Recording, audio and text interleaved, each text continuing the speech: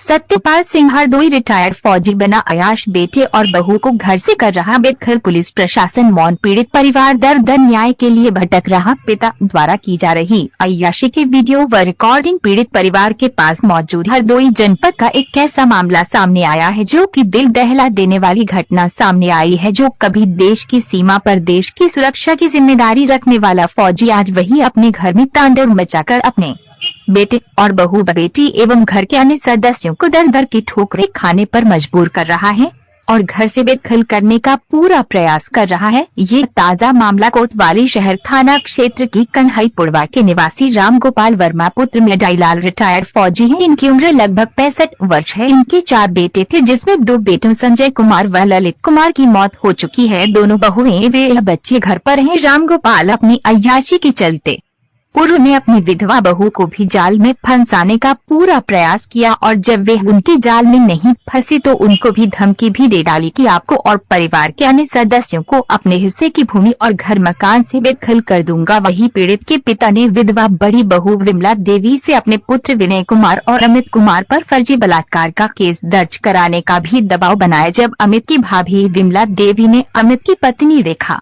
देवी से वार्ता की इस तरीके से पापा दबाव बना रहे थे, उसकी भी रिकॉर्डिंग पीड़ित के पास मौजूद है। पिता अपने हिस्से की लगभग 4 बीघा जमीन 50 लाख रुपए में विक्रय कर 15 लाख रुपए का एग्रीमेंट भी 16 दिसंबर 2022 को कर दिया और घर में बाहरी बाजारों औरतें लाकर के गंदा माहौल करते हैं और शराब के नशे का परिवार के अन्य सदस्य इस चीज का विरोध करते हैं तो पिता मारपीट व गाली गलौज पर आमादा हो जाता है और कहता है कि सब कुछ अभी मेरा है, मैं जो चाहूंगा वह करूंगा। और इस तरीके से उसने राधानगर चौकी पर एवं पुलिस प्रशासन को कई प्रार्थना दिए है कि परिवार के सदस्य मेरे साथ मारपीट करते हैं। वहीं उसने भारी भरकम रकम राधानगर चौकी इंचार्ज ऋषि कपूर, कांस्टेबल रंजीत वर्मा को अपने साथ शामिल कर लिया। वे इसका पूरा सहयोग कर रहे हैं। वहीं पीड़ितों को आए दिन पुलिस चौकी पर लाकर बंद करती है और प्रताड़ित करने का काम करती है। अगर पीड़ित परिवार कहीं पर भी प्रार्थना पत्र देता है तो उसके प्रार्थना पत्र पर कोई कार्यवाही न कर उसको ही दोषी ठहरा दिया जाता है और पीड़ित परिवार से सुलहनामा पर फर्जी हस्ताक्षर करवा लिए कि रामगोपाल घर में चाहे जिसको लाएं और चाहे जहां रहे उन पर किसी प्रकार की आप लोग रोक टोक नहीं करेंगे। वही 16 तारीख को रामगोपाल घर में रखा सामान डीसीएम से भरकर कहीं लेकर जा रहा था, जिसका परिजनों ने विरोध किया और मकान के सामने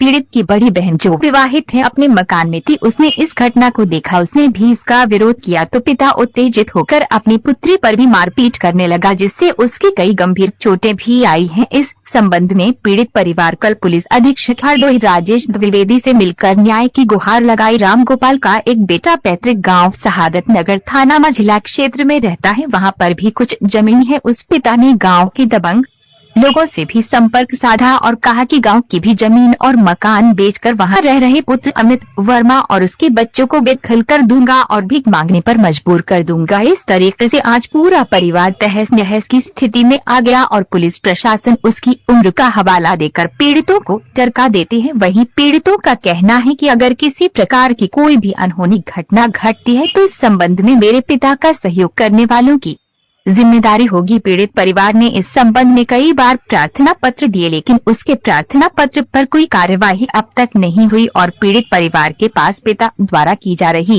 अय्याशी व अन्य कई कारनामों की ऑडियो वीडियो साक्ष्य के तौर पर